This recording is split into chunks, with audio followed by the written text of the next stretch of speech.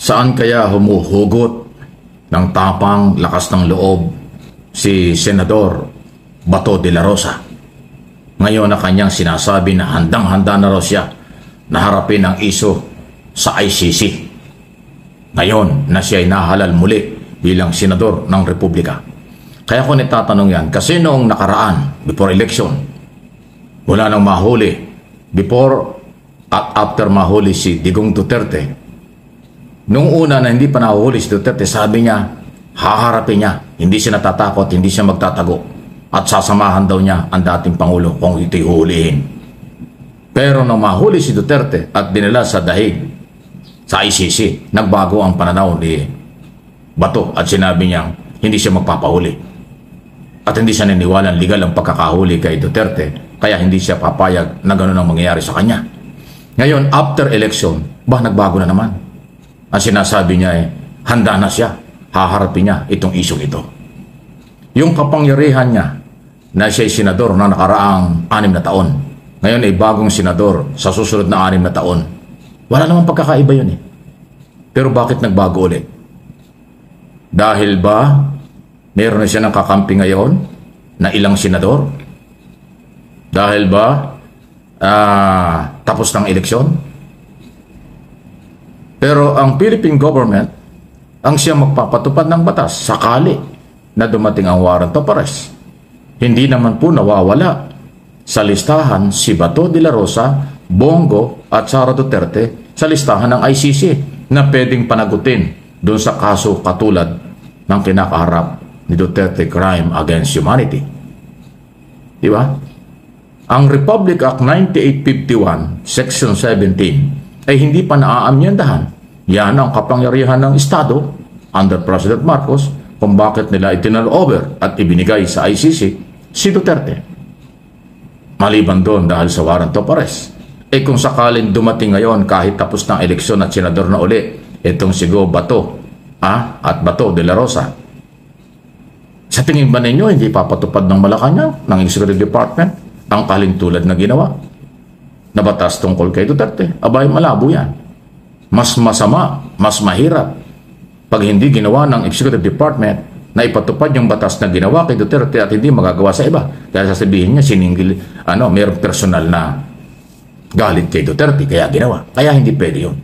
Gagawin ng Executive Department kahit iharas ng mga senador identify sa mga Duterte ang Executive Department. Hindi matatakot at hindi bibigay ang Executive Department sa ginawa ni Amy Marcos na nag-file ng reklamo sa Office of the Ombudsman. Nireklamo ang mga kapatid na boy ni Remulla, si General Marbil at General Torre tungkol sa pagkaka-aresto. Hindi po yun magiging basihan para umatras ang Executive Department na ipatupad ang batas sa oras na dumating, kung meron man, ang warrant of arrest na galing sa Interpol, galing sa ICC, dala ng Interpol. Ibig sabihin, kahit senador si Bato at senador ulit itong si Go at itong si Sara Duterte, Vice President, hindi po magiging sagabal sa Executive Department na ipatupad yung batas. Yung pa rin po yun. Pinapalabas lang nila na para bang sila may dagdag na kapangyarihan. Nagising ang taong bayan, hindi papayag na huliin ng mga ito. Abay, ibang istorya yan. Abangan. Any comment, reaction, malaya po kayo. Please like and share dito sa aking mga channel, Mike Abby Opinions, at yung isang channel natin, MA Pinoy TV. Ako bigla po ko lang tumapang itong si Bato de la Rosa. Neto pong pagkatapos ng eleksyon, ibig sabihin nagpaawa lang siya noong panahon ng eleksyon para makakuha ng boto, para kunwari aping-ape. Pero alam niyo po, matagal na naman nating nakikita yung mga ganyang galawan sa Duterte camp. Laging pa-victim, laging aping-ape, laging kawawang-kawawa. Pero ito lang ang isa sa mga kumbaga katotohanan. Hindi po ligtas sa ICC si Bato de la Rosa, si Bongo at si Sara. At anytime soon, talaga pong pwede silang damputin, mahuli at maipakulong sa ICC kasama si Digong. Di ba? Ang importante doon, kung sila man po ay makarating ng ICC, 'Di ba? Pre-board and lodging na, private jet pa ang sasakyan ni Bato de la Rosa. Dahil yan po ang sinabi ni Attorney Cristina Conti na si Bato ang susunod kay Digong. At pagkatapos ni Bato, si Bongo at ito pong si Sara Duterte ang siyang dadamputin. So, ito, alam niyo po, hindi naman ito panggigipit, wala naman pong pamumulitika dito. Ito po ay kailangan lang talaga nilang pagbayaran ang kanilang mga naging partisipasyon sa EJK simula noong 2011 hanggang 2019. At lagi ko nga pong sinasabi, kung wala naman talagang kinakatakot, walang talagang kasalanan, wala talagang naging partisipasyon at inosente si Sara, si Bato at si Bongo, walang dapat ikatakot, walang dapat na ikangal-ngal, di ba? Harapin, o dadamputin si Bato, damputin, dalhin sa ICC kung talagang wala siyang kasalanan, inosente siya, malinis ang kanyang konsensya, kayang-kaya niyang makabalik kagad dito sa Pilipinas pagkatapos na siya ay malitis at mapatunayan ng korte ng ICC na wala siyang kasalanan. 'Di ba? At itong sinasabi ni Amy Marcos na imported na nga daw yung bigas, imported pa ang hustisya. Dapat lang naman po talaga na doon litisin si Bato, si Bongo, si Sara Duterte at si Digong. Bakit? Mga kahit papaano, meron pa rin pong kapangyarihan, meron pa rin impluwensya dito sa ating bansa ang mga tao na ito. Kaya tama lamang ang naging desisyon ng ating mga kababayan na doon ipalitis, doon idemanda si Digong, si Bato, si Bongo at si Sara sa ICC. Eto, ako mismo nanghihinayang dito at maraming iba. Sayang si dating COA, Commission on Audit Commissioner Heidi Mendoza, hindi naging senador. Ito po yung kailangan natin.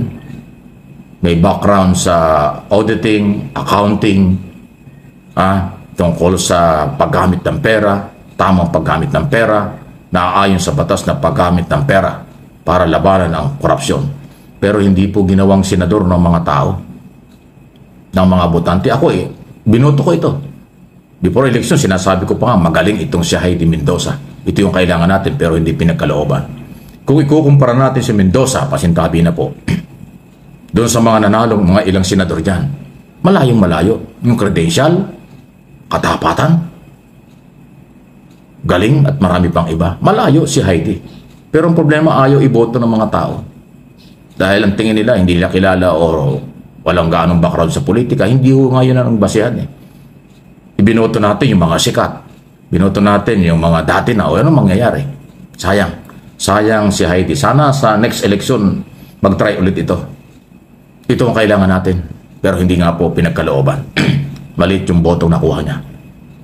Sayang ma'am, pero salamat po dahil kayo pumasok, nag-try kayo, hindi man nakuha niyo yung numero, pero yung inyong pagpasok, pagtanggap na humarap sa harap ng tao at maging senador, hindi nangyari.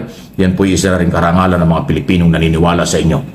Hindi kita kilala ng personal, pero yung background mo, yung ginawa mo, at ng nakaraan, at yung credential, yan ang kailangan. Pero hindi ho sapat ako at yung iba pa na bumoto sa inyo. Yun po yung aking tingin dyan. Ganun pa man, sana nga po magkaroon ng proclamation na ba? Bitin na bitin. Pero kung hindi naman ho kinakailangan pa dahil meron po akong mga bibilangin, dapat lang. Ang COMELEC po ang merong power and authority at obligasyon kung kailan, sino ang kanilang ipoproklama na mga senador-elect dito sa katatapos lang na eleksyon. Ang sabi nila, maaaring today or Saturday, itong hanggang weekend. Kasi wala namang holiday sa COMELEC. Oras na matapos ang 100% na counting, magpoproklama sila kung sino. Kung may pagbabago pa, hindi natin alam. Pero ako naniniwala yung top 9, baka hindi na magbago yan. Yung 10, 11, 12, 10, 11, 12, baka magbago-bago pa yan. Kung 13 ay makapasok, si Bentol po yun. Kung makapasok ang number 14, si Bong Revilla yun. Pero yung iba pa na dulo, baka may hirapan na. So, good luck sa ating COMELEC. Sana po ay matapos na ito.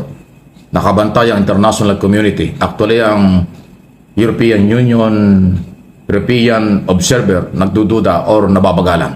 Nag-press conference na kahapon. Ano isang araw na medyo nagdududa sila bakit mabagal.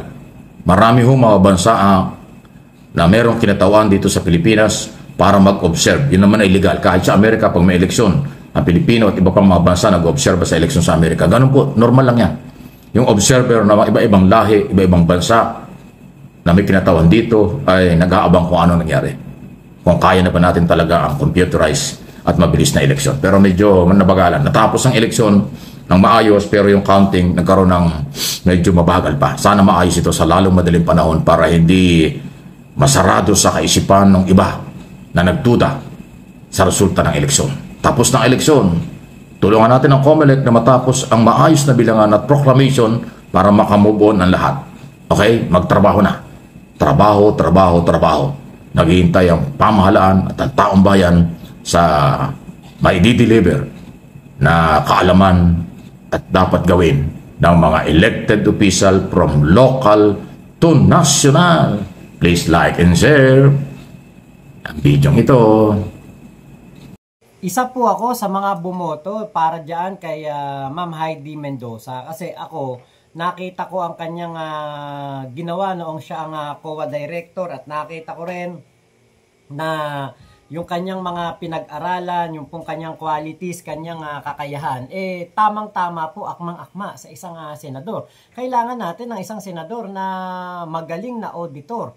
At hindi po ito maimpluwensyahan, hindi po tatanaw sa utang na loob at hindi po ito magpapa-under sa kahit sino. Kaya nga po nung nakita ko na siya'y kandidato, talagang isa to sa mga naisipan kong iboto at talagang ibinoto ko po nitong 2025 election. Malayong malayo ito kay Robin Padilla, dito kay Bato Bongo. Nako, wala. Ang kailangan po natin na senador yung hindi magiging tuta, hindi magiging aso ng isang politikong nakakulong sa dahig sa ICC. Diba? Ang kailangan natin ay katulad ni Heidi Mendoza na independent siya sa kanyang paninindigan at kailangan natin ng mga ganyang senador kahit nga sa mga kumakandidato, Philip Salvador, Jimmy Bondoc, Willie Revillame, etong Hinlo, etong si pangalan nun, si nag-fake news sa Supreme Court. Meron daw TRO, si Lambino. Walang panama kay Heidi Mendoza yan. Kaya lang talagang hindi po siya pinalad. Sana sa mga susunod na panahon, di ba, pala rin siya. Kung hindi man po maging senador, di ba, baka next time pwede siya sa party list or baka pwede siyang kunin ng ating Pangulong Bongbong Marcos sa kanyang gobyerno para maging parte ng kanyang gabinete. Dahil talagang nakakapanghinayang po talaga ang isang Heidi Mendoza. Nakita ko ang ano nito galing nito. Actually, ito din si Luke Espiritu, binoto ko rin, hindi po pinalad. Si Ben Tulfo, binoto ko rin, dahil po talagang ako kahit noong mga unang panahon pa po, hanga ako sa mga Tulfo. At nakita ko naman kay Ben Tulfo na iba-iba sila Erwin Tulfo, DSWD Secretary, mapagkawang gawa to Si Senator Rapi Tulfo, talagang ito naman diba, Tulfo in action, talagang action talaga para sa mga problema, problem solver. Tapos itong si Ben Tulfo ay sa tapang talaga nito. Naku, matatakot ang mga kurakot sa gobyerno pag mayroong Ben Tulfo sa Senado. Isa pa nga rin binoto si Secretary of DILG, former Benhur Abalos. Yung mga katulad ni Benhur Abalos po ang mas karapat dapat na maupo sa Senado dahil ito po hindi maka-China, hindi po ito maka-ibang lahi at ito ay yung loyalty kay PBBM. Yun ang kailangan sa isang senador ngayon dahil kailangan ni PBBM ng makakatulong sa kanya na pagpapapasa ng mga batas na magiging kapakipakinabang sa mga Pilipino. Yun nga lang po, talagang 'di ba, nasa right timing, nasa tamang tamang oras, tamang panahon kung kailan po talaga mailuluklok ang isang tao. Katulad ni Yorme Isko Moreno, hindi pinalad noong 2022 pero nakabalik po ngayon sa Maynila. Diba? So, ibig sabihin, talagang meron po silang mga qualities, meron po talaga silang mga kakayahan para mamuno at gusto sila ng taong bayan.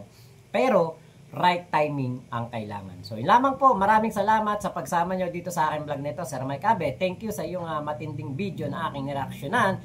Ingat po kayo, Momo Chup Chup. Love you, love you. God bless us all. Pilipinas. God first.